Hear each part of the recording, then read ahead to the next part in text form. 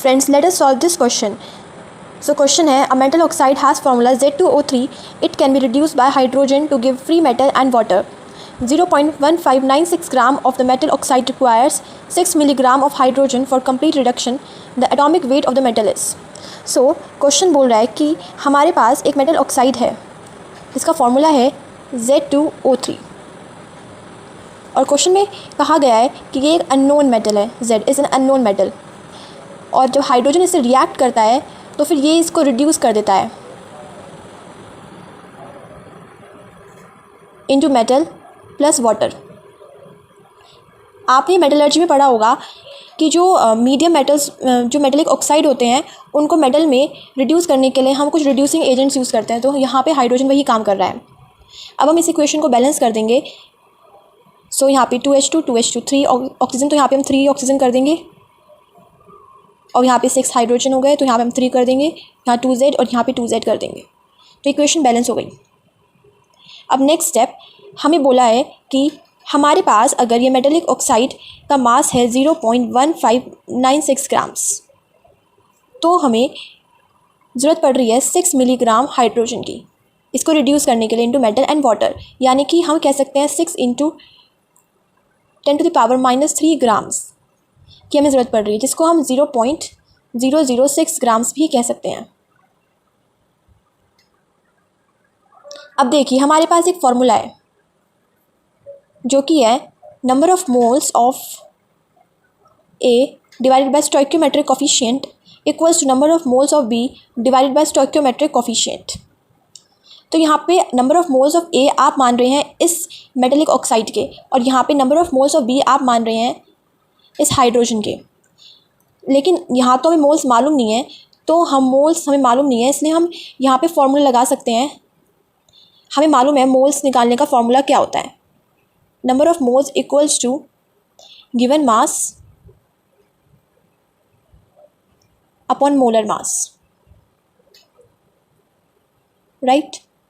तो हाँ, यहाँ पे हम यही फॉर्मूला लगाते हुए पहले जो हमें गिवन मास है वो लिखेंगे हाइड्रोजन का, that is 0.006 molar mass of hydrogen, that means H2 is what, it is 2 and stoichiometric coefficient here is 3 as you can see. और यहाँ पे हम number of moles of A लिखेंगे and here stoichiometric coefficient is none, so we will write 1 here.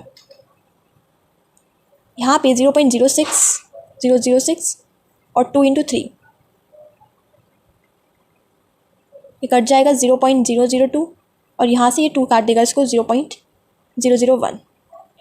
तो यहाँ पे हमारे पास moles आ गए Z2O3 के 0.001 मोल। अब यहाँ पे हमने ये मोल का फॉर्मूला अप्लाई किया है। अब यहीं पर हम लिख सकते हैं मोल्स की value 0.001 equals to given mass, हमें गिवन है 0.1596 molar mass. Molar mass equals to molecular mass we can say. तो यहाँ पे हम कह सकते हैं 2, यहाँ पे Z का होगा 2 × Z और ऑक्सीजन का 3 × 16।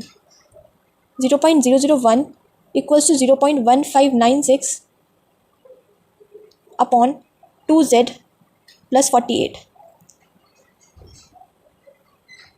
यहाँ पे लिख सकते हैं हम 0.002Z प्लस 0.048 इक्वल्स टू 0.1596। यहाँ पे हम इसको इस साइड रखते हैं और इसको इस साइड ले आते हैं, 0.048 को माइनस में हो जाएगा यहाँ पे आके ये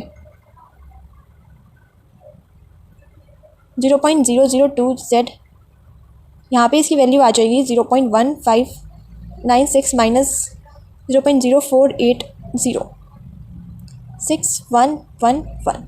सो यहाँ पे आ गई 0.1116।